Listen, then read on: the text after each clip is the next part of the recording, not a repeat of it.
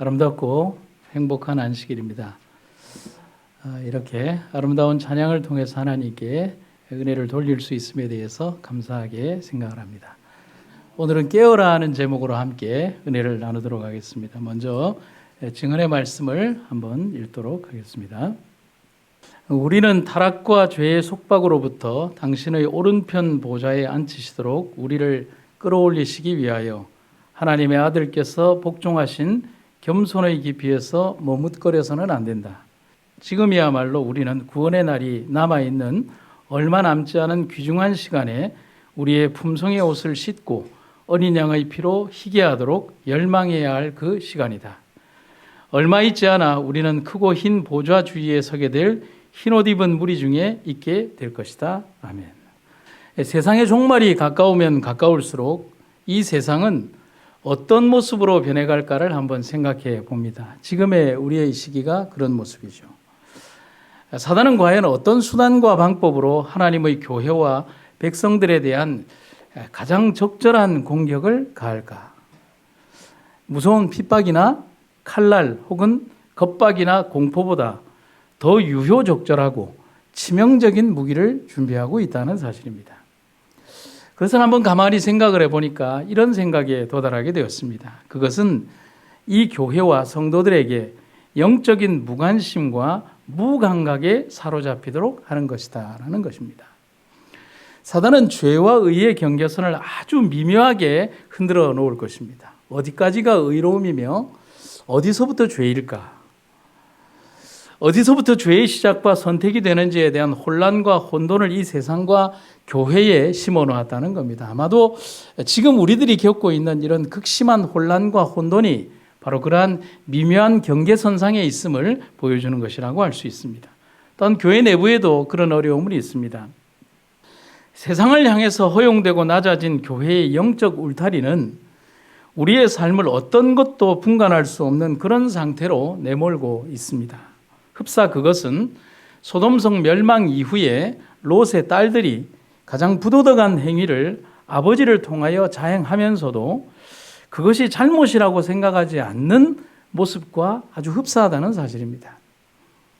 오랜 시간 소돔성의 도덕성에 지배를 받아온 그들은 그들의 판단이 그렇게 그대로 아무런 거리낌 없이 악을 잉태하는 범죄를 저지르는 모습을 보여줍니다. 그러한 일을 행하면서도 이것이 과연 죄일까라는 그런 혼돈된 모습 속에 살아가는 겁니다.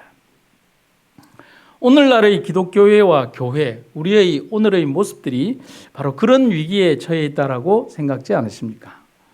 영적 잠에 취해서 현실과 꿈을 구분하지 못하고 악을 선으로 보고 또 혹은 더러움을 깨끗함으로 보고 도덕적 방종을 문화의 이름으로 수용하며 살아가는 시대가 지금의 시대라는 사실입니다. 그래서 우리는 정말 강력하게 교회와 성도들이 바로 이러한 영적 잠과 나태함에서 깨어야 될 시기가 바로 지금이라고 말씀드리고 싶은 것입니다. 여러분, 우리가 잠든 그 시간, 잠들지 않는 존재가 있죠. 사단은 잠들지 않습니다. 열심히 그는 그의 일을 합니다. 그런데 교회와 성도는 잠들어 있다는 사실이죠. 여러분, 오늘 우리는 분명히 깨어야 한다는 하나님의 기별을 잊지 않는 여러분과 제가 되기를 간절히 바랍니다. 첫 번째, 하늘과 천국에 대한 무관심이 오늘의 우리를 잠들게 한다는 사실을 생각해 볼 필요가 있습니다. 여러분, 우리는 언제 졸죠? 언제 잘 졸게 됩니까? 그냥 복잡한 게 아니라 우리의 평범한 일상을 한번 생각해 보면 됩니다. 무료하게 아무것도 하는 일 없이 어떤 목적이나 목표 없이 하루를 보내게 되면 그날 하루에 가장 많은 시간을 차지하는 것은 잠을 자는 것입니다. 그래서 우리 삶에서 무관심만큼 강력한 수면제는 없다는 사실을 기억을 할 필요가 있습니다. 교회에서 예배를 드리면서도 말씀에 대한 갈급함이 있다면 영적 졸음이나 육체적 졸음에 잘 지배당하지 않습니다. 하지만 말씀에 대한 관심이 사라지게 될 때 사람들은 즉시 다른 것을 생각하거나 혹은 육체적 잠에 빠지게 됩니다. 그런데 이 잠이 여러 가지 형태로 나타난다는 것입니다. 중요하지 않은 내용의 휴대폰 문자나 전화를 굳이 예배보다 더 중요하게 생각하고 받거나 통화합니다. 혹은 예배보다는 대화와 이야기로 시간을 보내면서 이 예배 시간을 보내게 됩니다. 혹은 이 장소에서 혹은 예배를 드리면서도 혹은 온라인 예배를 드리면서도 그냥 편하게 예배보다는 그들의 있던 일상적인 대화에 빠져들게 되는 것입니다. 이런 것들을 넓은 의미에서 영적 잠이라고 할 수가 있겠습니다. 그러나 이러한 단순한 외형의 문제보다 더 심각한 것은 이런 무관심이 우리의 영적 삶을 나태하게 만들고 잠들게 한다는 사실입니다. 이런 영적 잠에 취해서 하늘에 대한 목적마저 잃어버린 삶을 사는 것을 향해 화이트는 죽은 상태라는 표현을 쓰면서 그 상태에서 깨어야 된다라고 강력하게 권면하고 있습니다. 그럼 성경에서 말하는 잠이 뭘까요? 또 잠은 어떤 상태입니까? 잠은 영적으로 무엇을 말한다고 볼 수가 있습니까? 첫 번째, 성경에서 잠은 죽음에 자주 비유되고 있습니다. 두 번째로, 잠드는 순간 그 사람은 시간을 인지하지 못합니다. 얼마만큼 많은 시간이 갔는지, 얼마만큼 긴 시간이 지났는지에 대한 인지 능력이 상실하게 됩니다. 그래서 세 번째로, 영적 잠에 빠지는 순간 우리는 시대의 징조는 물론 말씀의 은혜를 접하지 못하고 그 긴 시간을 보내게 됩니다. 결국은 준비하지 못하게 된다는 사실이죠. 증언의 말씀을 한번 보겠습니다. 주님의 날은 영적으로 깨어있는 자들에게가 아니고 절반은 자고 있는 자들, 무관심하고 냉담한 자들에게 도둑처럼 다가오고 있다. 하나님의 축복은 그분을 만날 준비를 하고 있지 않는 자들을 경고하는 일꾼들에게도 임한다. 요한복음 1장 14절에 보면 말씀이 육신이 되어 우리 가운데 거하신 분이 예수님이라고 했습니다. 그런데 그러한 예수님을 우리 삶에서 잊어버리고 산다는 것은 스스로 나 자신의 생명의 무가치함을 증명하는 것과 같다고 할 수가 있겠습니다. 세 번이나 네가 나를 부인할 것이라는 경고의 말씀을 듣고도 베드로는 겟세마네 동산에서 함께 간 야고보, 요한과 함께 잠에 빠져서 인사불성이 되었습니다. 그것도 여러 번에 걸쳐서 말입니다. 여러분, 베드로가 그러한 경고의 말을 들은 지 불과 반나절밖에 되지 않습니다. 그런 치명적이고도 심각한 경고를 들은 지 불과 반나절밖에 안 되는 시간, 정말 예수님의 말을 귀담아 들었다면 그가 잠이 왔겠습니까? 너 3번 나를 부인할 거다라고 하는 그런 치명적인 얘기를 듣고도 잠이 오겠습니까? 그의 형제들도 잠이 왔을까요? 그런데 그들은 잠을 잤다고 했습니다. 아주 쿨쿨 잤다고 했습니다. 그것도 몇 번에 걸쳐서 말입니다. 그들의 신앙의 모습은 흡사 자신들이 듣고 싶은 것만 듣고 원하는 것만 기대하는 확증편향식 사고와 믿음에 사로잡혀 있었기 때문이라고 할 수 있는 것입니다. 확증편향이라는 것은 내가 보고 싶은 것만 보고 내가 듣고 싶은 것만 듣고 내가 기대하는 것만 기대하는 것을 확증편향이라고 합니다. 그런 확증편향식 신앙에 사로잡혀 있기 때문에 주님의 경고의 말씀에 대해서 전혀 귀담아 듣지 않는 겁니다. 그러니까 그렇게 속이 편하게 잠을 잘 수 있는 겁니다. 세상의 교회와 성도들이 무관심이라는 병에 걸렸습니다. 각 시대의 내정초에 있는 말씀입니다. 우리는 또한 다른 한 가지 확실한 사실을 아는데 그것은 교회에서 신앙 부흥의 감화가 거의 사라졌다는 사실이다. 영적 무관심은 거의 모든 교회에 편만하고 두려울 만큼 심각하다. 교인들은 유행을 쫓는 일에 열중한 나머지 불경건한 자들과 손을 잡는 일이 너무나도 보편화되었다. 지금은 잠잘 때가 아니다. 지금은 우리가 깨어야 할 때이며 영혼을 위하여 경성하기를 자기가 회개할 자인 것 같이 해야 한다. 오늘 우리의 상태가 영적 잠에 취하고 우리의 자신의 위치와 상황을 모르는 아주 심각한 영적 나태함에 우리 스스로가 빠져들고 있다는 사실을 경고받고 있다는 사실입니다. 오늘 우리의 모습에서 우리가 어떤 상태인가를 기억하는 여러분과 제가 되기를 간절히 바랍니다. 두 번째는 세상에 대한 탐욕과 욕심이 영적 나태 혹은 영적 잠의 원인이 된다는 사실입니다. 우리가 역사를 막 거슬러 가서 창조의 근원과 하나님의 어떤 근원으로 가본다면 탐욕과 욕심은 천사를 사단으로 만들었고 인류의 첫 조상을 범죄자로 만드는 역할을 했습니다. 그래서 욕심이라고 하는 것은 정말 다양한 형태의 모습을 가지고 있습니다. 높고자 하는 명예, 곧 교만도 욕심이고요. 재물에 대한 탐심, 곧 그것도 욕심이고요. 권력에 대한 욕망, 곧 욕구도 욕심이고요. 질투, 미움 등등 정말 다양하고 다른 모습으로 이 욕심은 인간을 지배하려고 한다는 사실입니다. 그런데 정말 희한한 것은 이 욕심에 사로잡히면 먼저 첫 번째 영적 장님이 되고 두 번째는 영적인 무감각 상태가 되고 그리고 세 번째는 영적인 잠에 푹 빠지게 되어서 아무것도 느끼거나 판단하거나 또 생각하지 않게 된다는 것입니다. 성경을 해서 결국 그것은 우리를 사망으로 이끌고 간다라고 하는 치명적인 얘기를 하고 있습니다. 욕심이 잉태한 즉 죄를 낳고 죄가 장성한 즉 사망에 이르게 된다. 아무리 훌륭한 삶을 살았던 사람이라 할지라도 이 치명적인 독에 감염이 되면 전혀 다른 삶을 살게 됩니다. 평생 믿어왔던 믿음도 소용이 없고 그렇게 읽고 암송했던 말씀과 예언의 신도 아무 소용이 없습니다.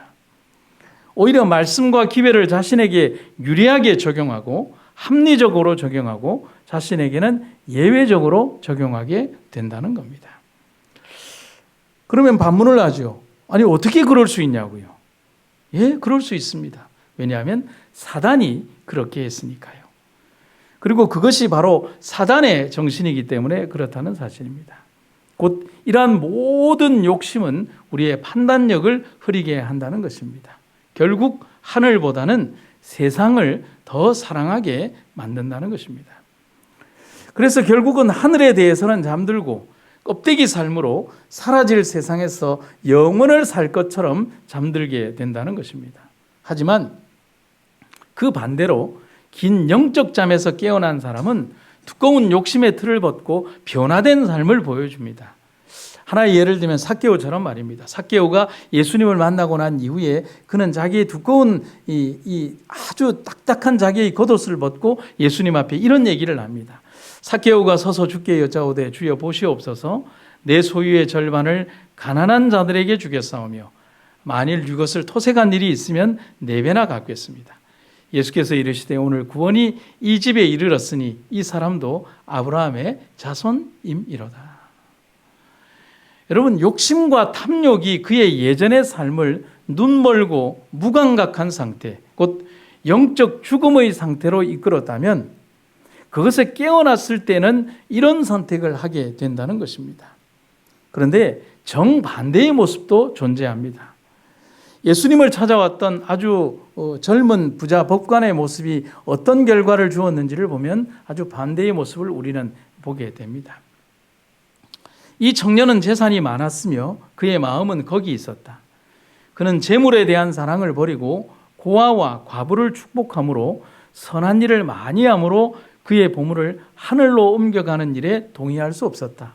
이 청년의 세상 재물에 대한 욕심은 동료 인간과 불멸의 기업에 대한 사랑보다 더 강했다. 그래서 그의 선택은 이루어졌다. 하늘의 보물을 쌓으라고 하시는 그리스도의 제안은 거절되었다. 이는 그가 조건들에 응할 수 없었기 때문이었다. 세상 보물을 사랑하는 힘이 승리하였고 하늘은 그 모든 매력적인 영광에도 불구하고 세상의 보물에 의해 버림을 받았다. 그 청년은 몹시 슬퍼하였다. 이는 그가 두 세상을 다 원했기 때문이다. 결국 그는 세상의 것을 얻기 위해 하늘의 것을 버렸다. 우리는 이러한 경고의 말씀들을 생각하면서 우리의 삶과 생애가 영적 장님, 영적 어떤 무감각 혹은 영적 잠에 취해서 하늘의 거룩한 영광을 바라보지 못하는 그런 삶에 빠져들지 않기를 간절히 구하는 여러분과 제가 되기를 간절히 바랍니다. 그래서 우리는 바로 지금 이 시간 깊은 영적 잠에서 깨어나야 합니다. 예수님의 비유에 있어서 가장 적절하게 잠에 대해서 묘사된 성경의 비유가 있습니다. 뭘까요? 열처녀의 비유입니다. 신랑을 기다리는 열처녀의 이야기는 잠에 관한 가장 적절한 비유라고 할 수 있습니다. 신부의 들러리들이 되어서 예복을 입고 신랑이 오는 길을 준비해야 하는 사명을 가진 그들에게 주어진 가장 중요한 사명은 신랑을 위하여 등불을 준비하고 맞이하라는 것입니다. 언제까지요? 밤중 소리가 들려올 때까지 구분되지 않은 10명의 처녀들은, 그런데 성경에 보면 기다림에 지쳐서 10명의 처녀들이 다 동일하게 잠을 잤다라고 되어 있습니다. 그리고 처녀들은 밤중 소리가 들려올 때 다 함께 깼습니다.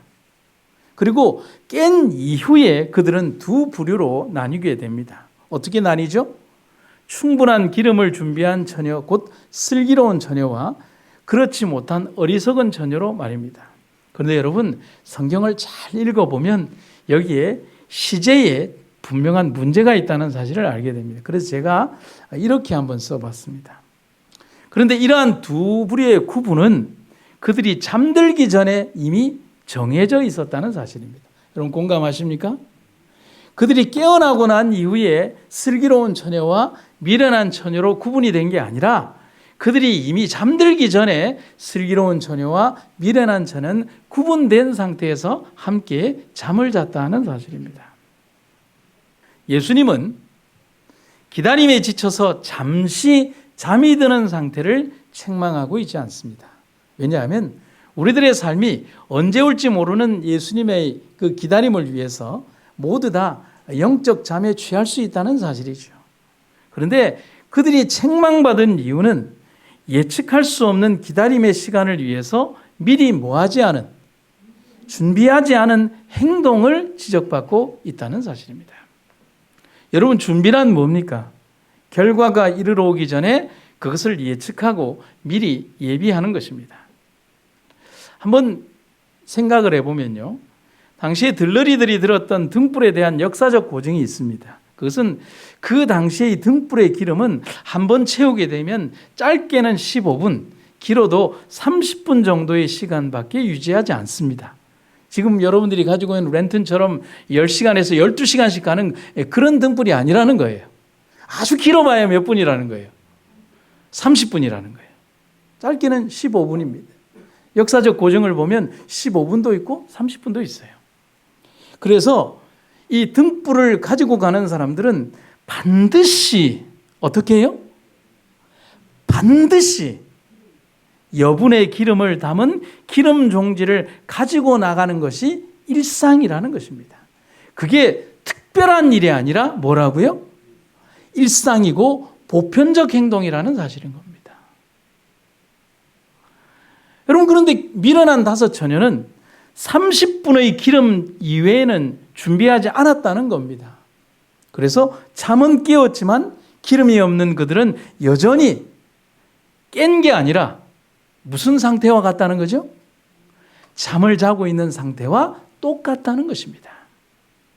준비되지 않은 기름은, 그리고 그러한 상태는 육체적 잠이 깨었다고 해서 깬 게 아니라 준비되지 않은 그들의 삶은 여전히 잠을 자고 있는 상태와 다를 바가 없다는 사실인 것입니다. 흡사 이 모습은 요한계시록에서 4대 교회를 향한 무서운 경고의 말씀, 살았다 하는 이름은 가졌으나 무슨 자? 죽은 자와 같다는 표현을 볼 수가 있습니다. 사랑하는 성도 여러분, 잠에서 깨어야 할 때는 언제입니까? 언제입니까? 지금입니다. 우리의 삶이 오랜 시간 기다림에 지칠 때 우리는 잠이 들 수 있습니다. 하지만 어떻게 해요? 따라해 보시죠. 하지만 그냥 잠이 들면 안 됩니다. 어떻게 잠이 들어야 합니까? 기름을 준비하고 잠이 들어야 한다는 사실이죠. 깨어야 할 때 진짜로 깨어서 등불을 밝힐 준비를 하고 기다리며 잠이 들더라도 그렇게 해야 한다는 것입니다. 하나님의 복음 사업이 신속히 맞춰지고 있으며 악은 사방 어느 곳에서나 성행되고 있다. 우리가 일할 시간은 매우 짧다. 우리는 영적 잠에서 깨어나 우리의 모든 소유와 우리 자신을 하나님께 바치자. 하나님의 성령은 참된 선교인들과 함께 거하시며 봉사할 능력을 공급해 주실 것이다. 여러분, 하나님의 공급하시는 성령의 은혜는 우리의 준비가 비록 다른 종지 분량의 작은 성령의 기름이라 할지라도 그것은 마르지 않는 과부의 그 기름 주머니와 같다는 사실인 거예요. 우리가 작은 것이라도 준비했을 때 하나님께서는 마르지 않는 기름으로 우리들에게 우리의 양식 창고와 모든 것들을 채워주신다는 사실입니다. 우리에게 남겨진 시간이 얼마 남지 않았음을 성경과 증언의 말씀은 경고하며 또 이야기하고 있습니다. 결코 길지 않은 시간, 우리는 우리를 둘러싼 허상의 행복과 탐욕으로부터 깨어나야 합니다. 요셉이 이렇게 얘기하죠. 언제일지 모르지만 약속의 땅으로 너희들이 나아갈 때 이집트 땅에 묻힌 나의 육신이 쓰러져 없어지고 나의 뼈조각만 남았을지라도 그 해골일지라도 들고 약속의 땅으로 함께 간다고 약속하라. 이것이 요셉의 유언입니다. 여러분, 잠들지만 영원히 잠들지 않을 것을, 자신의 영예와 권력 그리고 모든 것들은 사막의 먼지처럼 사라질 것이지만 영원한 하나님의 나라는 분명코 있을 것임을 알기에 나를 여기에 남겨두지 말라. 그런 삶을 살았기에 요셉은 언제나 하나님이 함께하는 사람으로 살았던 것입니다. 그래서 우리가 마지막 날 예수님의 나라에 우리가 임할 때에 분명코 우리는 그 모든 믿음의 백성들과 요셉을 함께 보게 될 것입니다. 성경절 두 개를 보겠습니다. 에베소 5장 14절, 그러므로 그분께서 이르시기를 너 잠자는 자여 깨어서 죽은 자들로부터 일어나라. 그리스도께서 너에게 빛을 주시리라 하시느니라. 또한 너희가 이 시기를 알거니와 자다가 깰 때가 벌써 되었으니 이는 이제 우리의 구원이 처음 믿을 때보다 가까웠음이라. 오늘 우리에게 말씀하시는 깨라는 하나님의 음성과 그 기별을 우리가 기억하고 이 시대에 정말 깨어있는 백성으로 하나님 앞에 서게 되는 여러분과 제가 되기를 간절히 바랍니다. 말씀을 마치겠습니다. 사랑이 극진하신 아버지 하나님, 세상이 점점 어두워져 가고 있습니다. 그것은 주님의 오실 시간이 그만큼 가까워진다는 것입니다. 우리의 삶이 힘들다 할지라도 오시는 시간이 짧아진다는 것을 우리가 기쁨으로 알며 어려움과 고통 속에서 하늘을 바라보며 살아가게 하여 주시옵소서. 하나님, 우리에게 맡기신 사명 잊지 않게 하시고 우리가 주님 앞에 헌신하기로 한 소명 잊지 않게 하여 주시옵소서. 우리의 삶에 주어진 하루의 삶을 산다 할지라도 주님 앞에 부끄럽지 않은 삶을 살게 하시며 하나님의 거룩한 능력의 보좌 앞에 나아가는 순간까지 우리의 목숨과 생명을 바쳐 주님 섬기게 하여 주시옵소서. 우리의 삶이 잠들지 않게 하시며 깨어서 주의 나라를 바라보며 동편 하늘 작은 조각구름 보일 때에 주께서 우리의 이름 부르는 그 순간까지 깨어서 전진하고 넘어지더라도 전진하게 하여 주시옵소서. 오늘 우리를 이끄신 주의 은혜를 감사드리며 예수님의 이름으로 기도드립니다.